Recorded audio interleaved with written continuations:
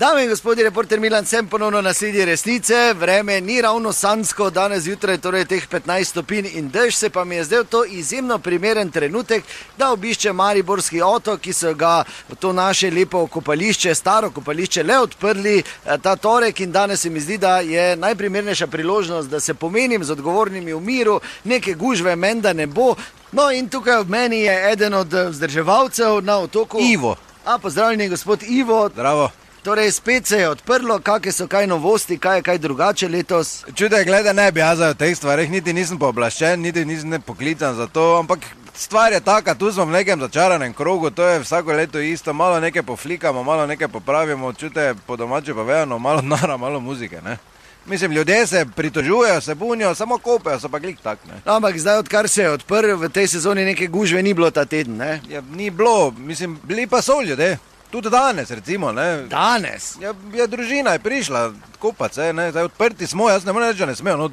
No, to pa moram iti preveriti, tam vidim, da so pri velikem bazenu. Ajde, gremo vodo. Pa Herman, če smo prej bili. Kak prej? Niti posušila, še se nisem. Kopat smo se prišli, kopat. Dober dan, reporter Milan, Herman, gospa Silver, kaj pa? Milan, reši me, prosim. Kdo te bo rešil? Ciliš, da nikam ne gremo, dopust sem si vzel. Gremo vodo. Glej me, Herman, kurjo kožo imam po celem. Pa bedro imaš tudi svinsko, pa glik tak se premikaš. Kaj pa danes, gospod Silver? Ja, kopac, kaj? Otok je odprt. Kaj zdaj? Ja, pa dežuje pa. Dežuje. To je ena redkih priložnosti, ko je voda bolj topla od zraka. In jaz od malega me je fote rekel vodo, ko je bila nevihta, ker je zdaj bolj topla od zraka. Tak se uterjuje. Razumeš ti? Herman, kak dolgo moram biti not? 6 dolžin. Ne morem v toti ledenici. Aj gremo not, pa skoči na glavo, ti pravim. Da tu ljudi gledajo. Kaki ljudi, če ni nobenega?